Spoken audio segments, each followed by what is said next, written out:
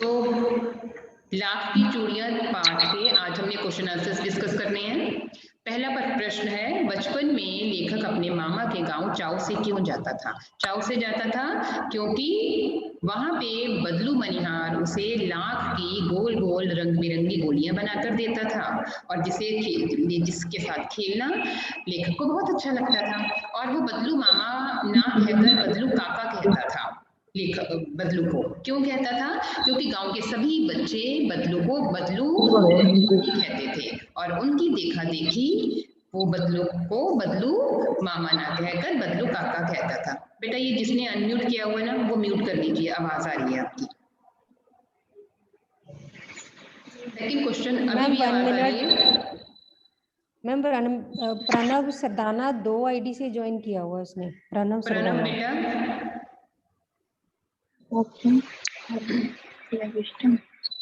Second question है, वस्तु विनिमय क्या है? विनिमय की प्रचलित पद्धति क्या है? वस्तु विनिमय हम किसको कहते हैं? मैंने आपको बताया था वस्तु विनिमय बार्टर सिस्टम जिसको कहते हैं कि जब हम किसी वस्तु को लेने के लिए पैसे नहीं देते बल्कि किसी वस्तु को लेने के लिए कोई दूसरी वस्तु ही देते हैं, उसे हम क्या कहते हैं? वस्तु विनिमय। और बदलू भी ऐसे ही करता था। अगर वो लाख की चूड़ियां बेचता था तो वो लाख की चूड़ियों के बदले पैसे नहीं लेता था, किसी से गेहूं ले लेता था, किसी से चावल ले लेता था, इस प्रकार से वो व्यापार करता था। और ये क्या था? वस्तु विनिमय। इसी को कहते हैं जब हम किसी वस्तु के बदले कोई दूसरी वस्तु खरीदते हैं। विनिमय की प्रचलित पद्धति क्या है? आजकल विनिमय की प्रचलित पद्धति क्या है? आजकल हमें कोई चीज खरीदनी है तो हम पैसे से खरीदते हैं, रुपए से खरीदते हैं। तो रुपया या पैसा है, ये आजकल विनिमय की प्रचलित पद्धति है। थर्ड क्वेश्चन है, मशीनी युग में कितने हाथ काट दिए हैं? इस पंक्ति में लेखक ने किस व्यथा की ओर संकेत किया है? किस दुख की ओर संकेत किया है कि मशीनी युग के आने से कितने हाथ कट गए हैं? हाथ कटने का क्या मतलब है यहाँ पे? जसमिलन क्या मतलब है हाथ कटने का यहाँ पे? इस पंक्ति में लेखक ने इस पंक्ति का ये मतलब है कि मशीन के आगमन से कई कारीगरों ने उनकी काम छोड़ दी और वह बेरोजगार हो गए। यस, बिल्कुल सही है। मशीनी युग ने कितने हाथ काट दिए, इस पंक्ति का अर्थ है कि मशीनों के आने से जब उत्पादन बहुत ज्यादा मात्रा में होने लगा तो जो लोग हाथ से काम करते थे, हाथ से काम करने वाली वस्तुएं लोगों ने खरीदनी छोड़ दी और उनकी वो चीजें बिकनी बंद हो गई, जिससे वो लोग बेरोजगार हो गए। इसका मतलब है कि हाथ से काम करने वाले लोग जो बेरोजगार हो गए हैं, उनके हाथ कट गए हैं, वो बेरोजगार हो गए हैं, उनको कमाई का कोई जरिया नहीं है उनके पास। यही इस पंक्ति का मतलब है कि मशीनी युग के आने से कई लोग जो हाथों से काम करते थे, हाथों से चीजें बनाते थे, उन चीजों की बिक्री बंद हो गई, जिसके कारण वो बेरोजगार हो गए। बेरोजगार। बदलू के मन में ऐसी कौन सी व्यथा थी जो लेखक से छिपी न रह सकी? बदलू के मन में ऐसा कौन सा दुख था जो लेखक से छिपा नहीं रह सका? पहले तो मुझे ये बताओ कि कौन सा दुख था बदलू के मन में? हेजल बोलो बेटा, कौन सा दुख था बदलू को? बदलू लाख की चूड़ियां बनाया करता था। जब लेखक 8-10 वर्ष के बाद अपने मामा के गांव गया तब उसने देखा कि गांव की सभी औरतों ने कांच की चूड़ियां पहनी हुई थी, क्योंकि कांच की चूड़ियां ज्यादा सस्ती और सुंदर होती थी। लाख की चूड़ियां सभी औरतों ने पहननी बंद कर दी थी और यही कारण था बदलू जिसके कारण बदलू का काम कांच ठप हो गया और यही दुख उसका कारण बना। यही लोगों ने कांच की चूड़ियां पहननी शुरू कर दी जिससे कि वो बेरोजगार हो गया, उसका कोई कामकाज नहीं रहा और यही दुख उसे अंदर ही अंदर कटोचता रहा कि कांच की चूड़ियों के आने के कारण उसका लाख की चूड़ियां बनाने का कारोबार बंद हो गया। इसके कारण वो बहुत ही दुखी रहने लगा और ये दुख वो सबसे छुपाने की कोशिश करता था, लेकिन वो लेखक से नहीं छिपा पाया, क्योंकि लेखक ने जब उससे बात की तो लेखक की बदलू की बातों से लेखक को ये लगा कि वाकई बदलू जो है वो बहुत ही दुखी है, क्योंकि उसका काम काज बंद हो गया है। तो कौन सी व्यथा थी? व्यथा ये थी कि कांच की चूड़ियों के आने के कारण बदलू का कामकाज ठप हो गया और वो बेरोजगार हो गया, और यही दुख उसके अंदर था जो लेखक से छुपा नहीं रह सका। क्वेश्चन क्लियर हो गया ये वाला? मशीनी युग से बदलू के जीवन में क्या बदलाव आया? मशीनी युग तो आ गया, लेकिन इससे बदलू के जीवन में क्या क्या परिवर्तन आया? देखो, पहले उसके पास गाय थी तो उसको गाय बेचनी पड़ी, क्योंकि उसके पास गाय को खिलाने के लिए चारा भी नहीं था, तो उसने गाय बेच दी। बेरोजगार हो गया। मशीनी युग के आने से दूसरा परिवर्तन ये हुआ कि वो बेरोजगार हो गया, उसके पास कोई कामकाज नहीं रहा, गरीब हो गया, वो बहुत ज्यादा, बहुत गरीब हो गया। और क्या परिवर्तन आया उसके जीवन में? हमने पूरा चैप्टर पढ़ा है। और उसका शरीर ढलने लगा। हाँ, उसका शरीर ढल चुका था, उसकी नसें उभर गई थी। वो तो चलो एज के अकॉर्डिंग हो ही गया था, लेकिन फिर भी वो बीमार रहने लगा था, उसका शरीर ढल गया था, उसकी रोजगार उससे छिन गया था, गरीब हो गया था। ये सारे हमने बताने हैं कि जो जो बदलाव बदलू के जीवन में आए थे। तो बदलाव क्या थे? एक, उसकी जो दशा है बहुत दयनीय हो गई थी, वो बहुत गरीब हो गया था, उसका काम उससे छिन गया था, उसका काम ठप हो गया था, क्योंकि अब उससे कोई भी लाख की चूड़ियां नहीं खरीदता था। उसका शरीर ढल गया था, उसे अपनी गाय भी बेचनी पड़ी, क्योंकि गाय को खिलाने के लिए उसके पास चारा नहीं था, क्योंकि उसके पास कोई कामकाज ही नहीं था। तो ये 5 क्वेश्चंस हमने डिस्कस किए हैं। इसके साथ एक और क्वेश्चन ऐड करो, बदलू का चरित्र चित्रण कीजिए। चरित्र चित्रण जैसे हमने 7th क्लास में दादीमा पाठ का किया था, दादीमा पाठ में किया था ना, दादीमा का चरित्र चित्रण, बिल्कुल वैसे ही यहाँ पे हम बदलू का चरित्र चित्रण करेंगे। जब मैंने आपको पाठ पढ़ाया था तो मैंने कहा था बेटा अंडरलाइन कर लो जहां जहां हमें बदलू के बारे में पता चल रहा है। तो सबसे पहला चरित्र चित्रण में हम बताएंगे कि बदलू एक सीधा साधा था, सीधे साधे स्वभाव का था, किसी से लड़ाई झगड़ा नहीं करता था, ना किसी से ज्यादा फालतू बोलता था। यही उसकी पहली विशेषता है कि वो सीधा साधे स्वभाव का था, लड़ाई झगड़ा नहीं करता था, स्वाभिमानी था वो। सेकंड जो विशेषता है वो है कि वो स्वाभिमानी था। बेशक कांच की चूड़ियां लोगों को पसंद आने लगी, उसे वो औरतें अच्छी भी नहीं लगती थी जो कांच की चूड़ियां पहनती थी। इतना कुछ होने पर भी अपने जो लाख की चूड़ियों का वो कीमत कम नहीं की उसने जो कीमत कही वही कीमत वो लेता था, भले ही उसकी चूड़ियां बिके या ना बिके, क्योंकि उसने लास्ट वाला जो जोड़ा बनाया था वो जमींदार के लिए, वो उसको कम पैसे दे रहे थे तो उसने बेचा नहीं, उसका स्वाभिमान उसके आगे आ गया। तो वो स्वाभिमानी था, झुकता नहीं था, किसी के आगे झुका नहीं, भले ही उसका काम बंद हो गया। नंबर तीसरी विशेषता इसमें कहेंगे कि परिपाटी पर चलने वाला था, कि अगर उसका कांच की चूड़ियां लोगों ने पहननी शुरू कर दी तो वो कांच की चूड़ियां भी बना सकता था, लेकिन उसने नहीं बनाई। वो एक लीक पर चलने वाला था कि उसके दादा परदादा ये काम करते थे तो उसने भी उसी काम को जारी रखा, लीक पर चलने वाला था।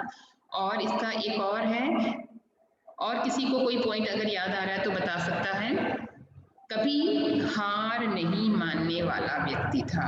बेशक कांच की चूड़ियों के कारण उसके मन में कांच की चूड़ियों के प्रति एक नफरत का भाव था, लेकिन उसने हार नहीं मानी। ये हम लिख सकते हैं इस पॉइंट में कि वहां पे उसने अपना व्यवसाय बदला नहीं, कोई और काम भी कर सकता था लेकिन वो नहीं किया उसने। अपना स्वाभिमानी था, सीधा साधा था, लीक पर चलने वाला था, कभी हार नहीं मानने वाला था। ये 4 पॉइंट्स को आपने डिस्कस करना है बदलू के चरित्र चित्रण में। तो ये 5 क्वेश्चंस हमने करने हैं और इससे रिलेटेड एक्सरसाइज आपको आज मैं वर्कशीट भेजूंगी जो आपने करनी है। उसमें एक्स्ट्रा क्वेश्चंस भी होंगे, प्लस हमने 6th क्लास में संज्ञा की थी, व्यक्तिवाचक संज्ञा, जातिवाचक संज्ञा, भाववाचक संज्ञा। ये आपने एक बार देखना है कि व्यक्तिवाचक संज्ञा कौन सी है, जातिवाचक संज्ञा कौन सी है, भाववाचक संज्ञा कौन सी है, द्रव्यवाचक संज्ञा कौन सी है। तो ये जो 3 प्रकार की संज्ञा है इसके बारे में आपको नॉलेज होनी चाहिए, क्योंकि व्यक्तिवाचक संज्ञा वो संज्ञा है जिसमें किसी व्यक्ति का नाम होता है। कोई वो संज्ञा जब हमें जो जिससे हमें किसी विशेष व्यक्ति के बारे में पता चलता है, किसी का भी नाम व्यक्तिवाचक संज्ञा है। जब हमें किसी समूह जाति का पता चलता है वो जातिवाचक है, और अगर हमें किसी भाव का पता चलता है, सुंदरता, नाजुक, तो ये भाववाचक संज्ञा है।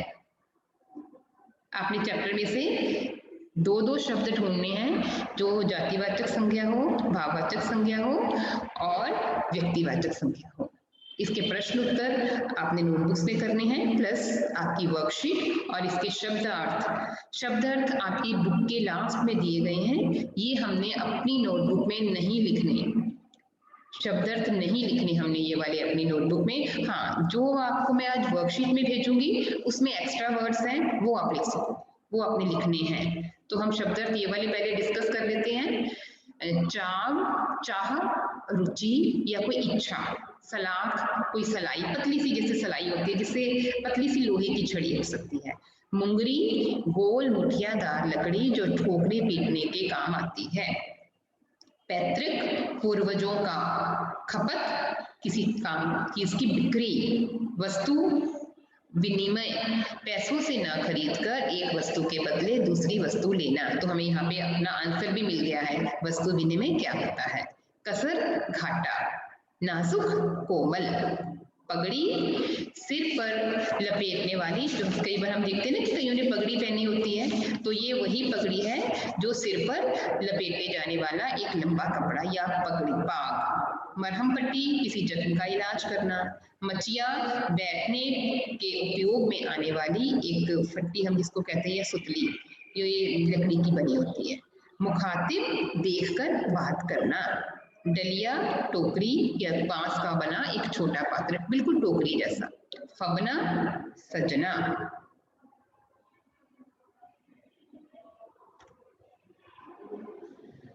हाँ जी बेटा, तो ये क्वेश्चन आंसर्स हैं। 5 क्वेश्चंस प्लस वर्कशीट आपने करनी है। इसके साथ ही हमने ग्रामर का भी एक टॉपिक करना है।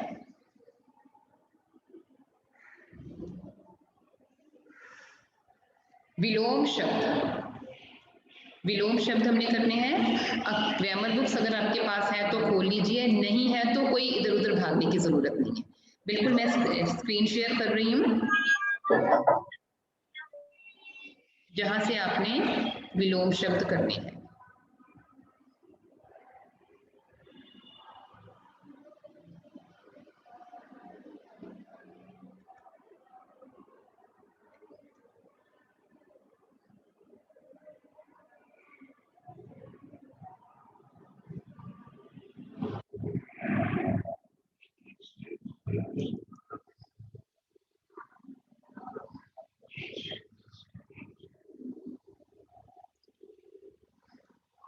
यस, विलोम शब्द हम समझ लेते हैं। विलोम शब्द जो शब्द हमें एक दूसरे का उल्टा अर्थ या विपरीत अर्थ बताते हैं, अपोजिट मीनिंग। जैसे आगमन, आना, और गमन, जाना। तो आगमन का विलोम गमन। राजा, रंग, राजा का विलोम रंग, क्योंकि रंग वो है जो गरीब होता है बहुत, और राजा तो महाराजा है ही।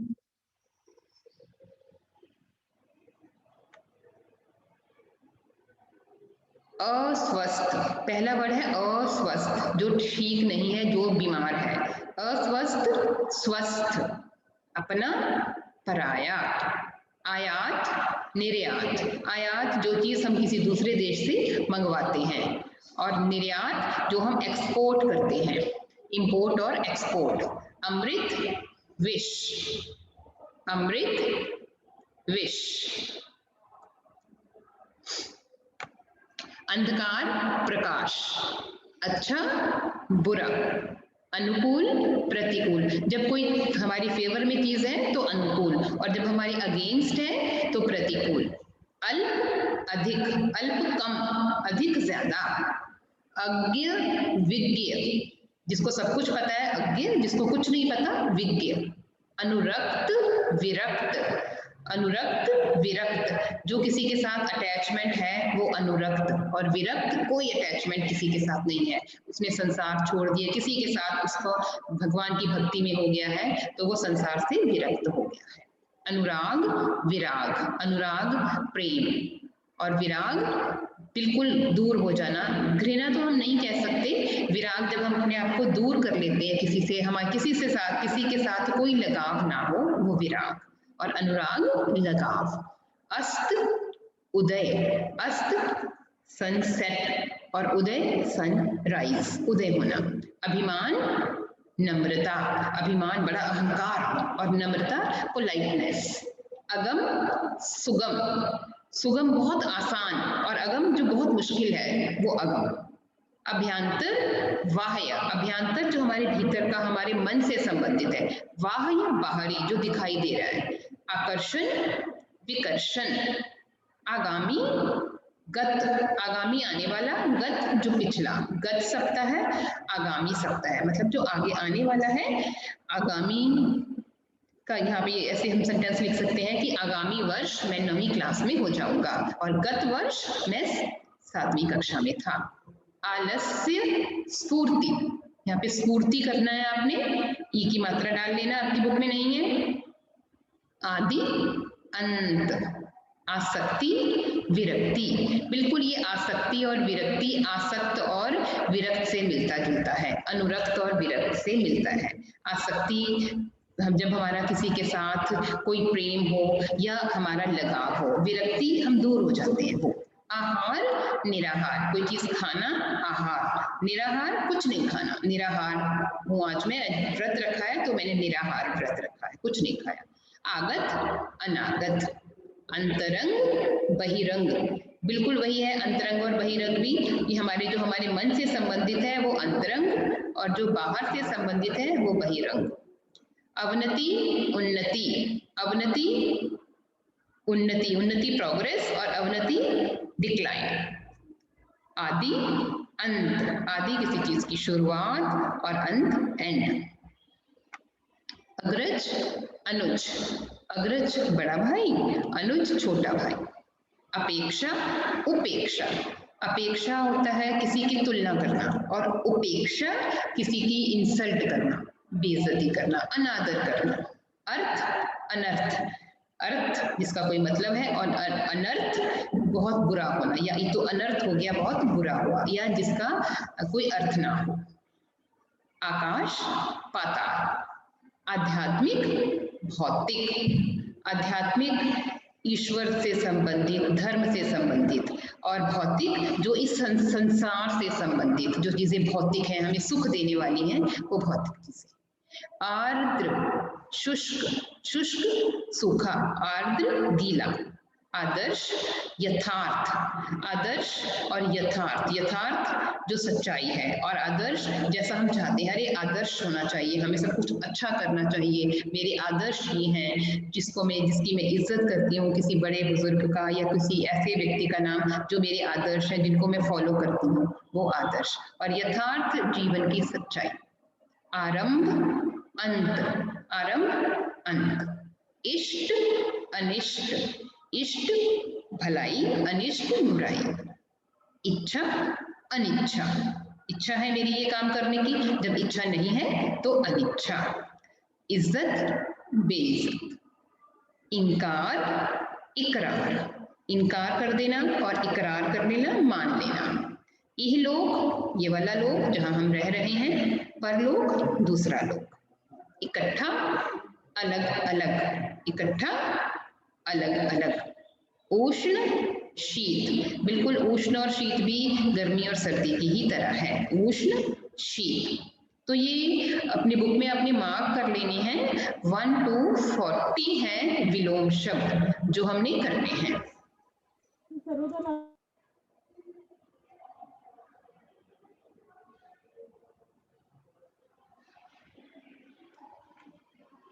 1 to 40 विलोम शब्द के बाद पर्यायवाची शब्द। बेटा बुक्स में से आज इसको आपने जरूर पढ़ लेना है। पर्यायवाची शब्द इजी हैं। पर्यायवाची शब्द हमें पता है क्या होते हैं, जो शब्द समानार्थी शब्द होते हैं जो हमें एक दूसरे का सेम मीनिंग बताते हैं। जैसे यहाँ पे शेर, शेर को हम मृगराज कहते हैं, केहरी कहते हैं, पंचानन, मृगेंद्र, सिंह। सरस्वती, वीणा पाणी, वीणा पाणी, शारदा, महाश्वेता, भारती, ये सरस्वती के पर्यायवाची शब्द हैं। कमल, पंकज, जलज, उत्पल, राजीव, आभूषण, गहने, जेवर, अलंकार, भूषण। गणेश, एकदंत, लंबोदर, मोदक प्रिय, गजानन, ये गणेश के पर्यायवाची हैं। तो पर्यायवाची 1 to 15 हमने करने हैं, 1 से लेके 15 तक। फर्स्ट है, और ऐसे वर्ड्स हैं कुछ जो हमने ऑलरेडी पहले किए हुए हैं। फर्स्ट है अग्नि, आग, पावक, हुताशन, अनल, ये सारे अग्नि के पर्यायवाची हैं। अतिथि, मेहमान, अभ्यंतर, आगंतुक, पाहुना। अनुचर, अनुचर कहते हैं नौकर को, दास को। भृत्य, सेवक, परिचारक। अनुपम, बहुत अनुपम है ये चीज, बहुत निराली है। अपूर्व, अपूर्व याद है हमने 7th क्लास में किया था। अतुल्य, अनन्य, अद्भुत, अन्य, कोई दूसरा, पृथक या भिन्न। अपमान, तिरस्कार, निरादर, उपेक्षा, विलोम शब्द में भी हमने किया था ना अभी, उपेक्षा। बेइज्जती, ये अपमान के पर्यायवाची। अर्थ, अर्थ का संबंध यहाँ पे मुद्रा, वित्त, द्रव्य, धन, धन दौलत से है। अर्थ का मतलब होता है कि धन, पैसा, द्रव्य, मुद्रा, वित्त, लेकिन यहाँ पे पैसा नहीं लिखेंगे, धन, धन दौलत, द्रव्य, मुद्रा और वित्त।